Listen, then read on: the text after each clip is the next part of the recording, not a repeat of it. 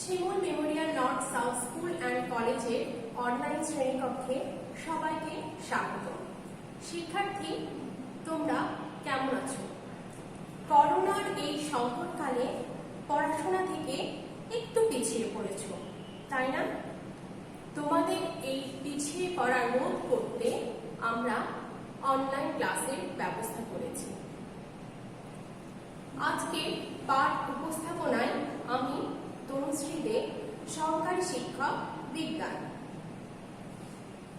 শিক্ষার্থী, আমরা এখানে বিভিন্ন ধরনের ফল দেখতে পাচ্ছি। কি দেখতে পাচ্ছি? বিভিন্ন ধরনের ফল।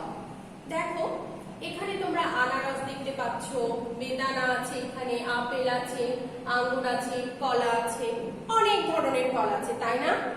ফল ফল কোথায় ধরে? ফল গাছে ধরে। এখন শিক্ষার্থী, আমাদের মনে প্রশ্ন আসছে। কি প্রশ্ন আসছে? ফল কোথায় ধরে? গাছে ধরে। হ্যাঁ, গাছ বা উদ্ভিদে ফল ধরে। এখন কথা হলো, গাছ বা উদ্ভিদ কোথায় জন্মায়? গাছ বা উদ্ভিদ মাটিতে জন্মায়। এত সব প্রশ্নের উত্তর জানার জন্য আরো একটা কথা আছে। গাছ তো মাটিতে জন্মায়, একই ধরনের মাটিতে বা একই জায়গায় কি সব গাছ জন্মায়? না, এক এক জায়গায় এক এক ধরনের উদ্ভিদ জন্মায়। এত সব প্রশ্নের সমাধান দিতে পারবে আমাদের প্রাথমিক বিজ্ঞান বই, তৃতীয় শ্রেণীর প্রাথমিক বিজ্ঞান বই। শিক্ষার্থী, তোমরা এখন তোমাদের প্রত্যেকের সামনে প্রাথমিক বিজ্ঞান বই বের করো। প্রাথমিক বিজ্ঞান বইয়ের আমরা পঞ্চম অধ্যায় মাটি নিয়ে আলোচনা করব। গত ক্লাসে তোমাদের মাটি অধ্যায়ের প্রথম অংশ আলোচনা হয়েছে। শিক্ষার্থী, তোমরা বাসায় টপলেসও দিয়েছ। আমাদের প্রশ্ন ছিল কোথায়? মাটি। একই ধরনের মাটিতে কি সব ধরনের ফসল জন্মায়? এসো আমরা বিস্তারিত জেনে নিই। প্রথমে এই অধ্যায় শিখে আমরা কি কি জানতে পারবো, অর্থাৎ শিখন ফলে আমরা চলে যাই। এই অধ্যায় শিখে, অর্থাৎ আজকের পাঠ শেষে শিক্ষার্থীরা কি কি শিখতে পারবে? আজকের পাঠ শেষে শিক্ষার্থীরা শিখতে পারবে যা আমি একে একে বলছি, শোনো। 1 নম্বরে আছে ফসল উপযোগী মাটি সম্পর্কে ব্যাখ্যা করতে পারবে। অর্থাৎ ফসল উপযোগী মাটি, আমরা আগেই বলেছি, এক জায়গায় সব ধরনের ফসল জন্মায় না। সেক্ষেত্রে ফসল উপযোগী মাটি সম্পর্কে ব্যাখ্যা করতে পারবে। এরপরে আসছি, এঁটেল মাটির বৈশিষ্ট্য বর্ণনা করতে পারবে। কি করতে পারবে? এঁটেল মাটির বৈশিষ্ট্য বর্ণনা করতে পারবে। শিক্ষার্থী, আমি একটু পূর্বের আলোচনায় যাচ্ছি। এঁটেল মাটি, এঁটেল মাটির দানাগুলো কেমন ছিল? সবচেয়ে ছোট ছিল। এরপরে এঁটেল মাটির বৈশিষ্ট্য, গত ক্লাসে আমরা এঁটেল মাটির গঠন উপাদান জেনেছিলাম। আজ এঁটেল মাটির বৈশিষ্ট্য এবং কি কি ফসল জন্মায় বিস্তারিত জানব। বেলে মাটির বৈশিষ্ট্য বর্ণনা করতে পারবে। বেলে মাটি, গত ক্লাসে জেনেছিলাম বেলে মাটির কণাগুলো সবচেয়ে বড়। বেলে মাটির কণাগুলো কেমন প্রকৃতির? সবচেয়ে বড় প্রকৃতির হয়ে থাকে। বেলে মাটি রং কেমন? বেলে মাটির রং হালকা বাদামি। হালকা বাদামি থেকে হালকা ধূসর হতে পারে। দোআঁশ মাটির বৈশিষ্ট্য বর্ণনা করতে পারবে। দোআঁশ মাটির বৈশিষ্ট্য বর্ণনা করতে পারবে। দোআঁশ মাটি মানে কি? দোআঁশ মাটি, সেক্ষেত্রে মাটির কণাগুলো যা থাকবে, মাটির কণার সাথে হিউমাস, বালি, পাথর যুক্ত থাকতে পারে। আমরা কি বুঝতে পারলাম? শিক্ষার্থী, এখন আমরা আলোচ্য বিষয়ে চলে যাব। তার আগে ছোট্ট একটা কথা বলি। আলোচ্য বিষয় আলোচনা করার আগে প্রত্যেক শিক্ষার্থী তোমরা তোমাদের সামনে খাতা এবং কলম নিয়ে নাও। কি নিবে? খাতা এবং কলম। খাতা ও কলম নিয়ে আজকের আলোচ্য বিষয়গুলো আমরা খুব দ্রুত খাতাতে তুলে নেব। সবার সামনে খাতা বের করেছি। এখন আমি আলোচ্য বিষয় বলি। প্রথমেই আছে মাটি ও ফসল। তোমরা লিখছো? ওকে, মাটি ও ফসল। আমি আবারও বলছি, মাটি ও ফসল। মাটি ও ফসল তোলা হয়ে গেলে আমরা পরের পয়েন্টে যাব, কোন মাটি কোন ফসলের জন্য উপযোগী। আমি আবারও বলছি, কোন মাটি কোন ফসলের জন্য উপযোগী। এতক্ষণে তোমাদের তোলা হবে, ধীরে ধীরে তোলা হবে, কোন মাটি কোন ফসলের জন্য উপযোগী। এর পরে পয়েন্ট আছে এঁটেল মাটি। এঁটেল মাটি, তারপরে আছে বেলে মাটি। কি বললাম? বেলে মাটি। সবশেষে আছে দোআঁশ মাটি। দোআঁশ মাটি। শিক্ষার্থী, এখন আমরা মাটি ও ফসল অর্থাৎ আমাদের আলোচ্য বিষয়গুলো আলোচনায় চলে যাব। আমরা কি করব? আমাদের আলোচ্য বিষয়গুলো আমরা এখন বিস্তারিত আলোচনা করব। প্রথমে আসছি মাটি ও ফসল। আমরা মাটির উপর বসবাস করি। মাটিতে উদ্ভিদ বা বিভিন্ন ধরনের ফসল জন্মায়। আমরা এখানে কি দেখতে পাচ্ছি? গাছ দেখতে পাচ্ছি। এখন আমি বলি, আমাদের পৃথিবী কেমন? আমাদের পৃথিবী গোলাকার। আমরা ভূপৃষ্ঠে, পৃথিবীর উপরিভাগে ভূপৃষ্ঠে আমরা অবস্থান করি। আমি একটু বলি মাটি কি। পৃথিবীর উপরিভাগে নরম আবরণী হলো মাটি। তাহলে মাটি কি? পৃথিবীর উপরিভাগের নরম আবরণী হলো মাটি। ফসল, মাটিতে কি জন্মায়? উদ্ভিদ বা ফসল। মাটিতে উদ্ভিদ বা ফসল জন্মে। ফসল, ফসলের মধ্যে আমরা কি কি জানতে পারছি বা বুঝতে পারছি? জানি আমরা ধান, গম, ভুট্টা। আমি এবার ধানের কথা চিন্তা করি। মাটিতে জন্মে ফসল, ফসল হিসেবে আমরা ধান পাই। ধান থেকে কি পাই? চাল পাই। সেই চাল থেকে আমরা ভাত খাই। ভাত আমাদের প্রধান খাদ্য। এখন আমি চলে যাচ্ছি কোন মাটি কোন ফসলের জন্য উপযোগী। আমি আবারও বলছি, কোন মাটি কোন ফসলের জন্য উপযোগী। ছবিতে আমরা কি দেখতে পাচ্ছি? কৃষক কি করছেন? ফসল ফলাচ্ছেন। কৃষক ফসল ফলাচ্ছেন। জমিতে গাছ আছে, ধান গাছ। সেক্ষেত্রে আমি বলি, যে জমিতে কৃষক ধান গাছ ফলাচ্ছেন, এই একই জমিতে কি কৃষক শসা, ক্ষীরা ফলাতে পারবেন? না, ফলাতে পারবেন না। কারণ এক এক ধরনের মাটির ধরন আলাদা, এক এক ধরনের মাটির বৈশিষ্ট্য আলাদা, মাটির গঠন উপাদানও আলাদা। যেমন ছোট্ট ভাবে আমি যদি বলতে পারি, এঁটেল মাটি। এঁটেল মাটির দানাগুলো কেমন? খুব ছোট। এঁটেল মাটির পানি ধারণ ক্ষমতা কেমন? এঁটেল মাটির পানি ধারণ ক্ষমতা সবচাইতে বেশি। পানি ধারণ ক্ষমতা কি? আমরা জানি পানি হচ্ছে জীবনের অপর নামই হচ্ছে পানি। জীবনের অপর নাম পানি। আমাদের প্রত্যেকের জীবনে পানি অত্যাবশ্যকীয় উপাদান। আমাদের শরীরে যেমন পানি লাগবে, উদ্ভিদের শরীরেও পানি লাগবে। উদ্ভিদ এই পানি কোথা থেকে পাবে? উদ্ভিদ এই পানি পাবে মাটি থেকে। তো সেক্ষেত্রে কোনো মাটিতে পানির পরিমাণ বেশি, আবার কোনো মাটিতে পানির পরিমাণ কম। মাটির গঠন উপাদানের ভিন্নতার ক্ষেত্রে এই ঘটনাগুলো ঘটে থাকে। আমরা আমাদের পাঠ্য বইয়ের ছোট্ট একটা পরীক্ষার মাধ্যমে দেখে নিই। আমাদের পাঠ্য বইয়ে প্রথমে আমরা হাতে কলমে দেখে নেই। আমরা বিকার নিয়েছি, বিকারে মাটি নিয়েছি, মাটিতে পানি দিয়েছি এবং কিছুক্ষণ আমরা জমা রেখেছি। শিক্ষার্থী, আমরা এখানে আমাদের পাঠ্যপুস্তকের একটি পরীক্ষা করেছি। এখানে 3টা ফানেল নিয়েছি। 3টি ফানেলে 3 ধরনের মাটি নিয়েছি, এঁটেল মাটি, বেলে মাটি এবং দোআঁশ মাটি। 3টি মাটি প্রায় সমপরিমাণ।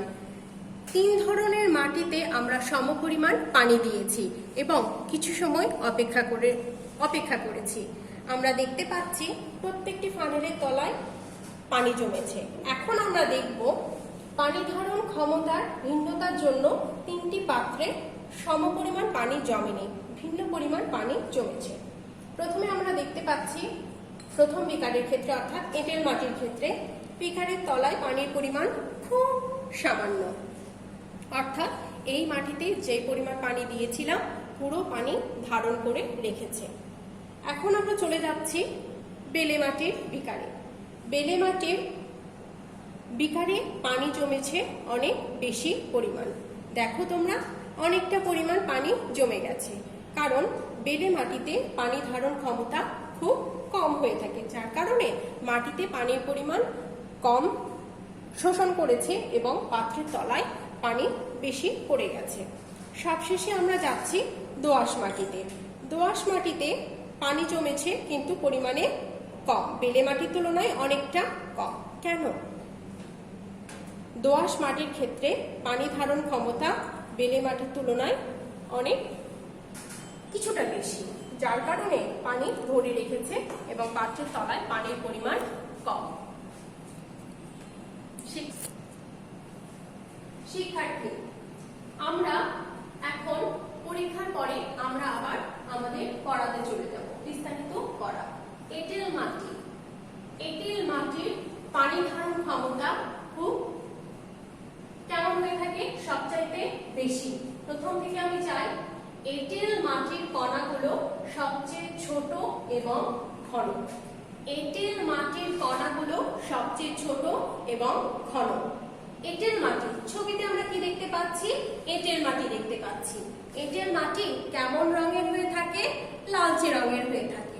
এখন আমি কণার আকৃতির দিক থেকে জানতে পারলাম এঁটেল মাটির কণাগুলো সবচাইতে ছোট এবং ঘন। এঁটেল মাটির কণা কেমন? সবচাইতে ছোট এবং ঘন। পানি ধারণ ক্ষমতা সবচেয়ে বেশি। আমি আবারও বলছি, পানি ধারণ ক্ষমতা সবচেয়ে বেশি, অর্থাৎ এঁটেল মাটিতে কণাগুলো ছোট হওয়ার কারণে পানি ধারণ ক্ষমতা অনেক বেশি এবং কণাগুলো অত্যন্ত ঘন সন্নিবিষ্টভাবে থাকে, অর্থাৎ একত্রে কাছাকাছি থাকে।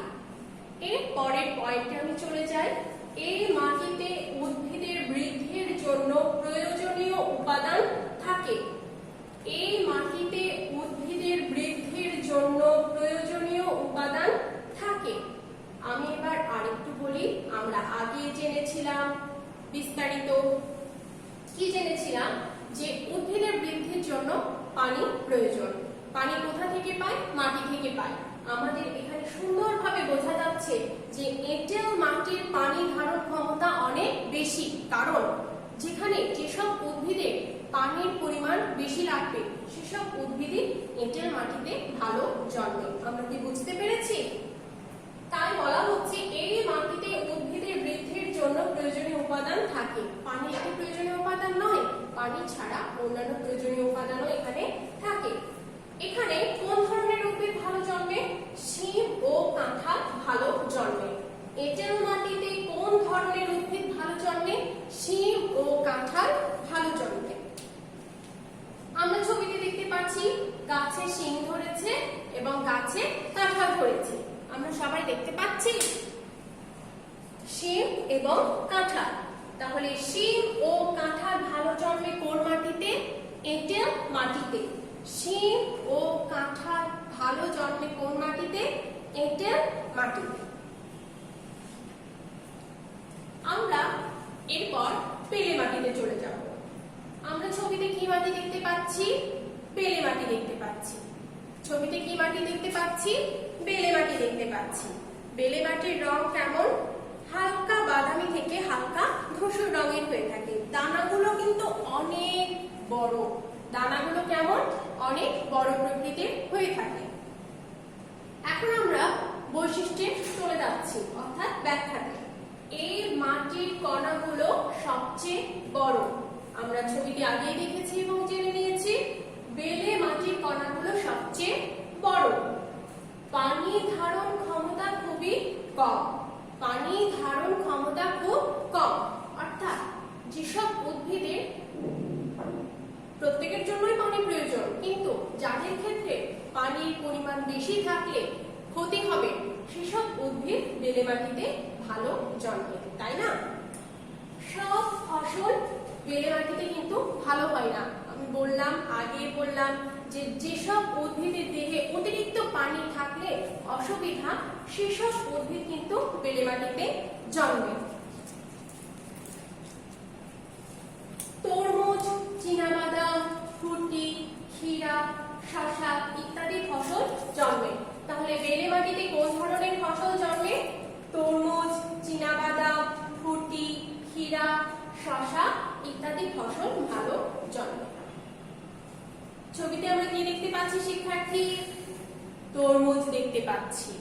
ছবিতে কি দেখতে পাচ্ছি তাহলে? তরমুজ দেখতে পাচ্ছি। এখানে কি দেখতে পাচ্ছি? হ্যাঁ, চীনাবাদাম। এখানে কি দেখতে পাচ্ছি? চীনাবাদাম। তারপরের ছবিতে কি দেখা যাচ্ছে? শসা। সবশেষের ছবিতে দেখা যাচ্ছে শসা। তাহলে আমরা নির্দ্বিধায় বলতে পারি বেলে মাটিতে তরমুজ, চীনাবাদাম, শসা জন্মে। কি বলতে পারি বেলে মাটিতে কি কি জন্মে? তরমুজ, চীনাবাদাম, শসা জন্মে। ধন্যবাদ শিক্ষার্থী। আর একটা বৈশিষ্ট্য আছে, এক ধরনের মাটির বৈশিষ্ট্য আছে, সবশেষে আমরা জেনে নিই। ছবিতে কি দেখতে পাচ্ছি? দোআঁশ মাটি দেখতে পাচ্ছি। দোআঁশ মাটির রং কেমন হয়ে থাকে? দোআঁশ মাটির রং কালো প্রকৃতির হয়ে থাকে। এখানে কিছু কথা বলবো। দোআঁশ মাটির আকার বিভিন্ন আকৃতির হয়ে থাকে। কেন বিভিন্ন আকৃতির হয়ে থাকে? দোআঁশ মাটিতে বিভিন্ন ধরনের উপাদান বিভিন্ন পরিমাণে মিশ্রিত থাকে। আমি বৈশিষ্ট্য বা ব্যাখ্যাতে চলে যাচ্ছি। এই মাটিতে বালু, কাদা ও হিউমাস মিশে থাকে।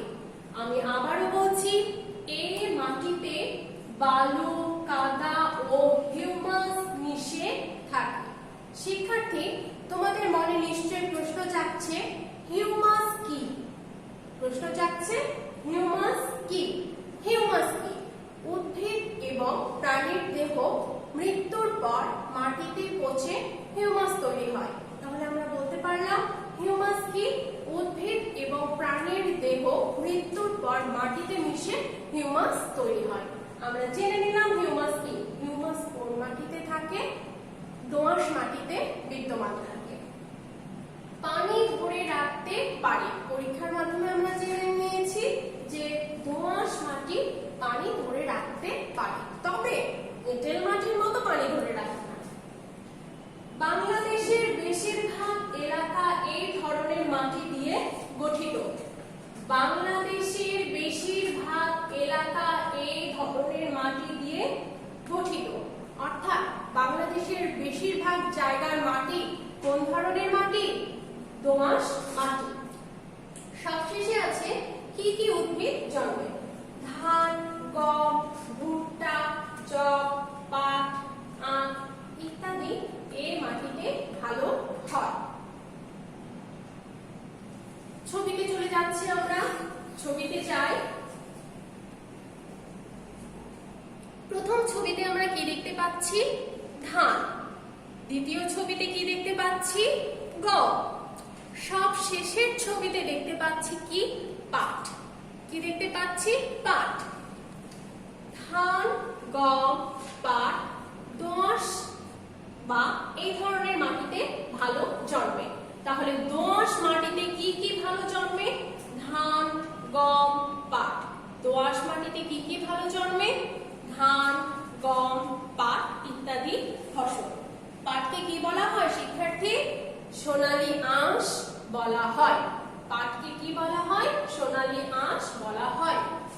আজকের ক্লাসে আমরা যতটুকু শিখলাম, ক্লাসে শেখা বিষয়গুলো থেকে আমরা কি এই প্রশ্নগুলোর উত্তর দিতে পারবো? দেখি, চেষ্টা করে দেখি পারা যায় কিনা। প্রথমে যাচ্ছি, দোআঁশ মাটিতে কি ভালো জন্মে? শিক্ষার্থী, তোমাদের প্রত্যেকের সামনে বই খোলা আছে এবং আমরা মনোযোগ দিয়ে নিশ্চয়ই ক্লাসটাও করেছি। দোআঁশ মাটিতে কি ভালো জন্মে? খুব সুন্দর, তোমরা নিশ্চয়ই বুঝতে পেরেছো যে দোআঁশ মাটিতে কি ভালো জন্মে। আমি অনেকগুলো বলছি, তার মধ্যে থেকে তোমরা বলতে পারবে। ধান, গম, পাট জন্মে। ধান, গম, পাট জন্মে। কোথায় জন্মে? দোআঁশ মাটিতে জন্মে। মাটির পানি ধারণ ক্ষমতা কিভাবে বাড়ানো যায়? মাটির পানি ধারণ ক্ষমতা কিভাবে বাড়ানো যায়? মাটিতে পুষ্টি উপাদান যোগ করে, সেক্ষেত্রে হিউমাস যোগ করে আমরা পানি ধারণ ক্ষমতা বাড়াতে পারি। সবশেষে আসছে হিউমাস কি? সবশেষে আসছে হিউমাস কি? আমরা মৃত্যুর পর আমাদের মৃতদেহ বা ছোট ছোট পতঙ্গ বা উদ্ভিদের মৃতদেহ মাটির সাথে পচে গিয়ে কি তৈরি করে? হিউমাস। তাহলে আমরা উত্তর পারবো হিউমাস কি? উদ্ভিদ ও প্রাণীর মৃতদেহ মাটিতে পচে হিউমাস তৈরি হয়। বেলে মাটির রং কেমন? শিক্ষার্থী, বেলে মাটির রং কেমন? বেলে মাটির রং হালকা বাদামি থেকে হালকা ধূসর প্রকৃতির। বেলে মাটির রং হালকা বাদামি থেকে হালকা ধূসর প্রকৃতির। আমরা প্রত্যেকে বই সামনে নিয়েছি, খাতা সামনে রেখেছি, খাতাতে আমরা আলোচ্য বিষয়গুলো তুলেও নিয়েছি। শুধুমাত্র বাদ পড়ে গেছে কি? ডায়েরি। ডায়েরি ব্যবহার করে শিক্ষার্থী আমরা টপলেসের পড়াগুলো তুলে নেব। আগামী দিন এই অংশের উপর আমাদের টপলেস হবে। শিক্ষার্থী, ডায়েরিতে আমরা টপলেসের পড়াগুলো তুলে নেই। পড়া। ছোট প্রশ্ন, আমি আবারও বলছি, ছোট প্রশ্ন 6 থেকে 10 নম্বর। ছোট প্রশ্ন 6 থেকে 10 নম্বর। বড় প্রশ্ন অতিরিক্ত 2 ও 3 নম্বর। বড় প্রশ্ন অতিরিক্ত 2 ও 3 নম্বর। আমাদের ইউটিউব চ্যানেলে আগামী দিনের ক্লাসগুলো দেখার জন্য আমন্ত্রণ জানিয়ে আমি ক্লাসের সমাপ্তি ঘোষণা করছি এবং সবাইকে ধন্যবাদ দিচ্ছি।